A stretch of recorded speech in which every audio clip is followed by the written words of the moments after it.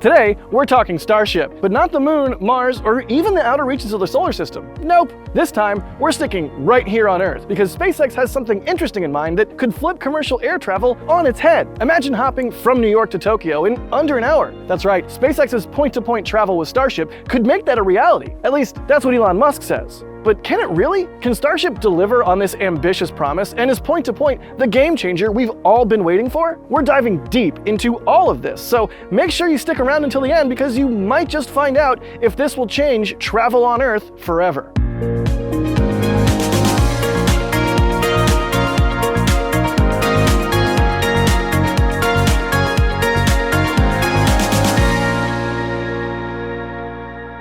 Next to Mars, the Moon, and beyond, point-to-point is one of the most ambitious goals of the Starship program. It's there to revolutionize the travel industry and cut travel time by huge amounts of time. On its website, the company lays out its vision, quote, "Imagine traveling to anywhere in the world in an hour or less," end quote. A lot of us have probably been on an intercontinental voyage at some point, so the idea of replacing that with just 30 to 60 minutes of spaceflight sounds amazing, right? The way Elon Musk announced this program, it is absolutely meant as an attack on the commercial aircraft industry, which is quite a big challenge. They propose this not just as fast travel for the ultra-rich, they're also looking at broader market opportunities. And of course, this also makes sense for SpaceX. It has the potential to create another huge demand center for Starship next to Starlink, and this would secure the funding of the program and make the Starship program less dependent on NASA-led endeavors to the Moon or Mars. Okay, let's imagine how point-to-point would work, and then after that, go over the pros and cons of that trip. We start our journey in London. Of course, the spaceport cannot be right next to London, so it's probably a bit offshore, either connected by boat or Hyperloop. We probably gave our luggage away already before entering transportation to the pad, and it's already loaded on Starship as we arrive. To truly keep up with the pace of commercial aircraft, SpaceX would need to achieve fueling while passengers are being loaded. So that is most likely our view as we enter the sea launch platform where we're launching from. The roughly 130 to 150 meter tall rocket already venting and breathing as we arrive. Side note, for this we assume the volume and data we currently have for the Block 3 update of Starship. This is of course able to change over time, but it's the data we have as of right now. An elevator brings us up to the highest level, where we can enter the Starship. Passenger seating most likely will require multiple levels, up and down the ship. And there is either a staircase or a ladder that you can use to climb to your designated level on the ship. There, you can find your seating, which hopefully is a window seat for this journey. Shortly after all is boarded, the ground crews not only step away from Starship, but have to depart quite a distance, as 33 Raptors are about to light on this platform. We're strapped into our seats, and experience the sudden rumble and rapid acceleration that until that moment has only been reserved for astronauts. After 8.5 minutes of ascent, booster and ship have done their job. On the screens inside of the ship, we watch the booster flip back to land at the platform again for the next flight, while the ship brings us on a trajectory to New York. And now, microgravity. Customers would be able to experience about 20 minutes of low-gravity flight as the ship no longer accelerates. Of course, not all passengers are allowed to leave their seats just like that, as that could create chaos during re-entry. But maybe we are seated in the selected first class that will have SpaceX personnel on standby that will help us enjoy some microgravity before we have to enter our seats again. We can do rolls in space and all the other things we've always wanted to do while being almost weightless. Starship is still so low that the experience most likely would not technically be fully zero-G, but microgravity, as there's still some effect of the atmosphere on the ship during the coast phase. To reach true zero gravity, you would need to go even higher than the International Space Station. We are able to go to the windows, see the curvature of the Earth, and observe the Atlantic below us as we fly over it for a quick hop to our destination.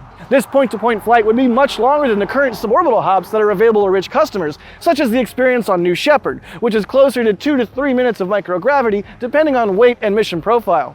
After 20 minutes of microgravity, a calm but firm voice signals that re-entry is imminent. Everybody gets back into their seats, and we feel the gravity and deceleration kicking in as the ship is getting ready to either be caught by chopsticks or deploy landing legs and land on a sea platform. As of this moment, it's unclear what exact landing method SpaceX might use for the point-to-point concept. During re-entry, you would get to see the bright purple and blue and red flashing lights passing your window as plasma forms on the ship during re-entry, an effect that not many people in human history have experienced so far. At the last minute, we see clouds rushing by as we head belly first for the platform just offshore. The belly flop happens, and we see the ship turning below us because the turning point of Starship is almost right exactly where the crew would sit. We feel and hear the roar of the Raptor engines that power up during landing. And we feel the ship getting slower and slower. And with a soft bump, we feel the landing mechanism connect and touchdown.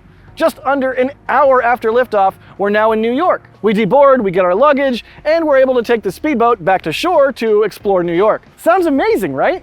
We all wish we could speed up our long flights and shorten travel days, so SpaceX isn't the first company to rethink long-distance travel. VentureStar was a single-stage-to-orbit, reusable launch system proposed by Lockheed Martin. At one point, it was funded by the US government and was intended to help replace or assist the space shuttle, being easily reusable and a spaceplane, and promising to launch to space at 1/10 of the cost. Of course, this video is not about VentureStar. The program was canceled after failures with the X-33 technology demonstrators' cryogenic carbon composite tanks, and that issue was solved later, and so the cancellation is really annoying, but that's a story for another video. Interestingly, VentureStar at one point had point-to-point plans. Next to the main vehicle, a smaller dedicated cargo vehicle was planned to be developed. This version, shown on one PowerPoint presentation, that it also could be used to transport passengers in the future, with the advertisement, "Flying from California to New York in minutes." Sounds familiar, right? Of course, with the problems that the main program ran into, the secondary goals were never achieved. But Lockheed and SpaceX are far from the only ones exploring point-to-point travel. Sir Richard Branson and his company, Virgin Galactic, at one point also voiced interest into potentially using their air launch crew transport platform as a potential point-to-point vehicle. These plans, however, have, of course, not yet manifested. After these examples, it's time to dive into the pros and cons of this program. For this, we looked at some numbers, reports from various agencies, and also researched other concerns and advantages that have been brought up in the past. The biggest advantage of such a program would be the potential for the saving of time. I mean, that's what SpaceX is also primarily advertising on its platform. Many people in the past dreamed of cutting their travel times and being able to just cross the Atlantic in minutes. I mean, sounds like a dream to me. All the hours that people are stuck in the air could be put to better use. And of course, there are other time-critical things that need to be transported around the world that could benefit from such a fast shipping method. Imagine a system of organ transplants, where we would be able to quickly transport needed organs to all continents wherever they're needed in an hour. I'm now seeing in front of me FedEx, Global Next Day Starship Shipping, or any other shipping company you could name. However, there are some things to consider when talking about travel time being a big advantage of Starship point-to-point. You cannot skip things such as security and customs checks, and additionally, you have to travel further away from the city center than usual with airports, as the enormous forces and sound of Super Heavy kind of force you way out there so that you don't obstruct or endanger city life. But of course, you still are cutting the travel time in more than half of the main flight, so there is more likely some sort of time gain here. Even if we assume 30 minutes for pre-checks, 30 minutes for transport, 60 minutes for flight, and 45 minutes for post-checks and transport again, we still would have a cross-Atlantic journey from city to city in under 3 hours. Of course, we've all experienced long airport waits, so this could be more of a green lights to Malibu best case scenario. What you also gain is a unique experience. We are all space fans. In a reality where point-to-point space travel becomes affordable, I can see a lot of space nerds going for at least one trip just to experience it, even if it's a bit more expensive. I certainly think window seats and microgravity experiences like that will make our lives even better, especially as we experience our planet from above and maybe even get a little bit of that precious overview effect, which I know at least I would love to do. I'm calling it now. Should such a program ever exist, things like window seats or microgravity experience space will become the new first class. On such a short flight, serving a good meal becomes a little bit hard, so making the experience more enjoyable is probably the upsell that will allow for such tickets to exist. We've heard in the past the kind of life-changing moments astronauts have had when experiencing Earth from above for the first time, so giving humans the ability to experience such a thing sounds like a win to me. As something like a reverse overview effect, I was very critical of that. I was like, oh, sounds like a made up thing, the overview effect, but looking down at the Earth and all the facets of the poles, I think you saw the Earth as like a perfect planet, but then all the stars, and I just had this really strong feeling of that we belong, like as humankind, to the stars, and we need to explore more. And then we're at the third pro, and probably the most likely and biggest application of Starship point-to-point, military applications. Yes, there's no good SpaceX contract without military applications somehow. And actually, the United States Space Force has already voiced interest in point-to-point transportation with Starship. In 2022, SpaceX was awarded a study program by the Space Force to demonstrate technologies for space point-to-point transportation. This relatively small study sample still gave them $102 million, which is quite a lot for just a study. Just goes to show the interest that the Space Force actually has in the topic, and that they're ready to throw some money at the problem to get a piece of the final cake. And it makes sense, right? Imagine any crisis region in the world, just anywhere. And now imagine the ability to deploy roughly 100 tons of cargo or crew at an hour of notice. This isn't even strictly limited to just military equipment. There's also a humanitarian purpose as well. Crisis regions that are hit by large natural catastrophes could get 100 tons of critical equipment really, really quick if you find a spot to land. That is certainly a capability any military or humanitarian organization in the world would love to have, and it's very understandable why the Space Force has already shown some early interest. This would probably also require the research of proper landing legs for the Starship Earth vehicles, as military applications would be a lot less impressive if there was a need to construct a huge Mechazilla tower every time you want to land a Starship. That kind of defeats the purpose of getting anything anywhere in the world in an hour. Regarding getting the ship back from wherever it landed, there could almost be a situation where Starships are prepared as a sort of crisis region deployable base that is already equipped with a lot of necessities and is like a deployable structure with a ton of cargo already on board. If you never intend to use the tanks again for fuel, then they could become even more usable space in the future, like for water or housing, structural loads permitting. But of course, there are downsides to this program and concerns that we have to talk about. And spoiler, there are big challenges that SpaceX would have to overcome before this program becomes commercially viable. And I'm not just talking about the legs, although that's kind of important. Let's dive into cost first here, since of course this program has to fund itself somehow. We'll start with oxygen pricing. According to market analysis published by ChemAnalyst and Air Liquide, we have a current market price of roughly $230 per metric ton of liquid oxygen. For methane, the same studies give a much more variable price range, with the lowest price range of methane somewhere around $300 and going up to all the way as much as $500 for a ton of methane, depending on when and in which purity and where you buy it. The engine mixture ratio for Starship is expected to be about 3.6 based on Elon's comments. There are 6,350 tons of propellant in total. That's 1,380 tons of methane and 4,970 tons of LOX. This would mean a full-stack V3 Starship with the most modern numbers we have would need about $550,000 of liquid methane on average and about $1.1 million on average for liquid oxygen. Now I can already see some of you typing, but they don't need all of that for every flight. They can just produce their own cheaper. Yeah, sure, but they also need ground personnel and support and liquid nitrogen and helium, and all of this has to be transported to the spaceport and a lot more that I'm probably not thinking of. So using this $1.65 million figure is probably quite charitable to SpaceX. According to the Airline Cost Management Group data collection for the fiscal year of 2019, airline costs are divided into three groups: flight operating costs, ground operating costs, and system costs. While 48% of the flight operation costs are indeed fuel, this is only about 25% of the final cost to operate an airline, since you also have management costs, airport changes, overhaul, flight equipment, insurance, cabin crew, and much more.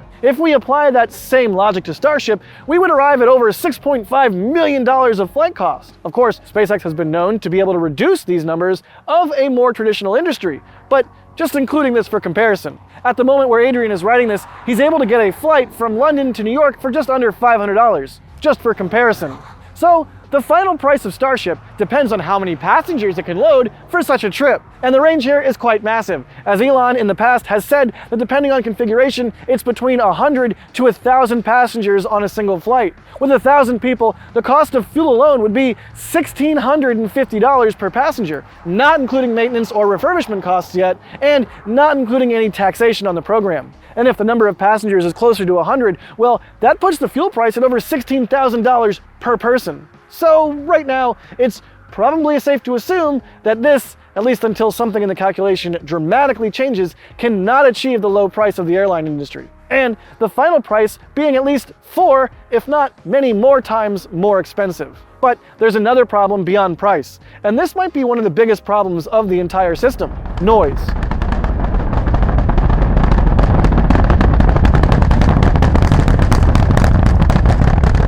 aircraft are already quite loud.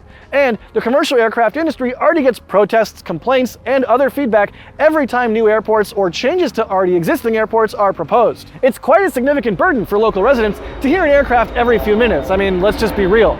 Although, if you don't want to hear that, don't buy a house next to an airport. Although, if you bought your house and then the airport gets built, I understand being mad.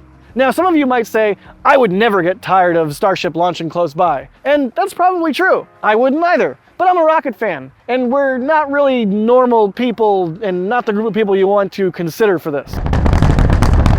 One of the most intense noises, next to the sound of launch itself, that the stack would create are, of course, sonic booms that happen when the stack breaks the sound barrier either during launch or re-entry, and are audible on every return to launch site landing, for example, of Falcon 9. This has annoyed people for a long time, both at the Cape and Vandenberg, and Falcon 9 is a much smaller rocket. These sonic booms are the reason why jets are not allowed to go supersonic over populated areas, because it can be very loud and in some cases even destroy windows. According to the environmental assessment for a starbase, which measures the ratios of sonic booms for the Starship program, up until the point of Laguna Vista, Starship would create an overpressure event in the ballpark of 2 pounds force per square foot. That is 10 miles away from the Starship launch site. Converting this to PSI, or pounds per square inch, we arrive at 0.02 pounds per square inch. While this is not enough to break a glass window itself, it could over time form micro cracks in the glass, which would be rather suboptimal for a big city covered in glass, such as New York. Using New York as an example here, where would you even put your spaceport? Well, for that one it's a lot easier. You have to go offshore. For London, that problem already becomes much more complicated. And now you take Berlin. Where would you even put it? You would have to go all the way into the North Sea. Conclusion: these spaceports need to be far offshore or way away from population centers and have a very sophisticated, fast transportation system to get people to the rockets and back to civilization. It's a thing that can be solved with systems such as Hyperloop, but these systems have to be scaled for this to work and also cost money again, which only worsens the concerns voiced before this part. Now, for the third problem, we're talking about one of the things that's been a criticism of the Starship and Shuttle program for quite some time: the lack of an abort system. Right now, Starship doesn't have any emergency abort system whatsoever. And no, hot staging does not count. Go away. And so far, not a single rocket in history would have the reliability needed to be used as a commercial transportation vehicle without huge concessions. Take Falcon 9. Falcon 9 has a reliability of 99.3%. That sounds high, right? Like, that's a lot of chances everything goes well. Well, would you fly on a plane that kills you 1 in 110 flights? Because again, Starship, in contrast to Dragon on Falcon 9, does not feature an abort system. If the rocket experiences a catastrophic failure, you have no safety net. The commercial aircraft industry in 2023 had an accident rate of 0.8 per million sectors. Or to translate that, 1 accident for every 1.26 million flights. That's a success rate of 99.99992%.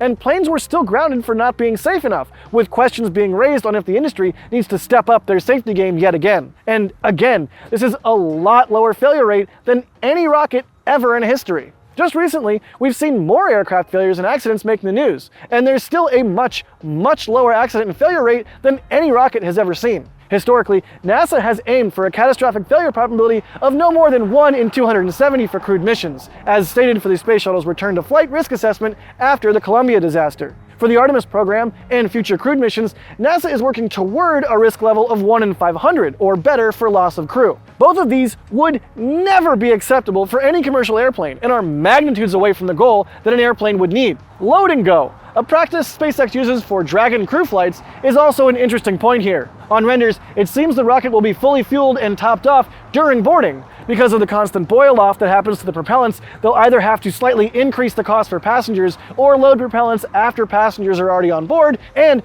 loading while crew is on board could cost the passengers up to an hour of extra time. But of course, tanking a rocket right now is much more risky than fueling a plane with relatively stable fuel, so you would risk having people present next to it during fueling, which, not great, Bob. Also with Starship, where could it even emergency land in case of failure? Planes can, of course, glide and perform some emergency landings, and have done so a lot in the past. But currently, SpaceX doesn't even have a plan or any form of landing legs. Instead, they're going to catch it with the tower. So, can you even really emergency land? Or would this whole system rely on SpaceX making it so reliable that all of these emergency procedures and systems are just not needed? And is that even possible? Next to this is also the problematic landing and maintenance equipment. Starship is big, very big. We see it in Boca Chica every day. So would every spaceport need a mega bay and other support infrastructure? What if an engine needs a swap? Would it be able to do that on the pad? And would it need to perform a static fire on the platform before flying again? Lots of questions remain to be answered. Following current regulations, if SpaceX operates the point-to-point system like a commercial aircraft,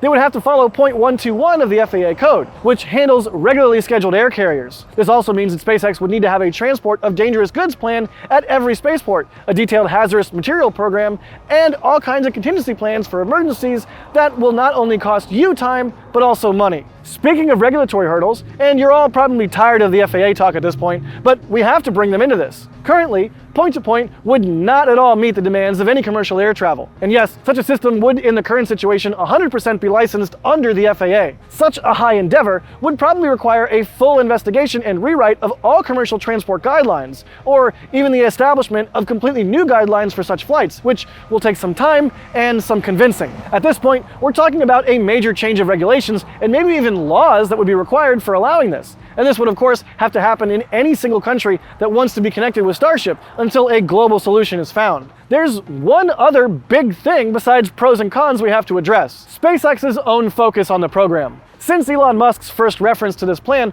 we had SpaceX COO and President Gwynne Shotwell once, in a talk in 2018, talk about the ambitious goal of point-to-point. But besides that, that's it.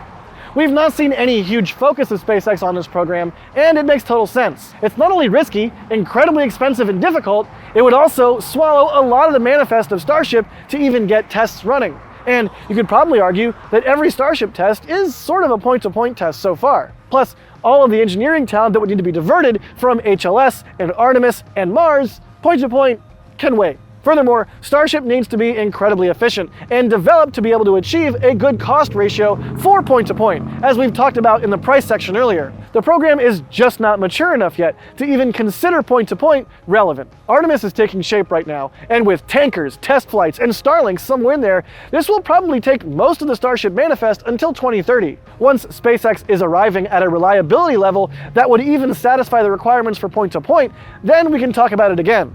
But until then, we'll probably have to wait. Point-to-point is cool. It's exciting, it's inspiring, and it would come in incredibly handy both for private military customers and the public and humanitarian organizations. But the cost, the noise, the infrastructure required, and the reliability required are issues that need solving before this becomes an actual program. It won't replace commercial flights anytime soon, but for emergencies, military use, and high-end travelers, it might just be the future. However, we'll likely see SpaceX focusing on Mars long before point-to-point ever becomes a reality, at least on Earth. After watching, I have 3 questions for you. 1, will point-to-point ever take off, or is it too far-fetched? 2, will point-to-point happen somewhere other than Earth first, like the Moon or Mars? And 3, did this video change your opinion in any way? Let us know in the comments. Thanks for watching, and we'll see you guys next time. Until then, don't forget, be excellent to each other.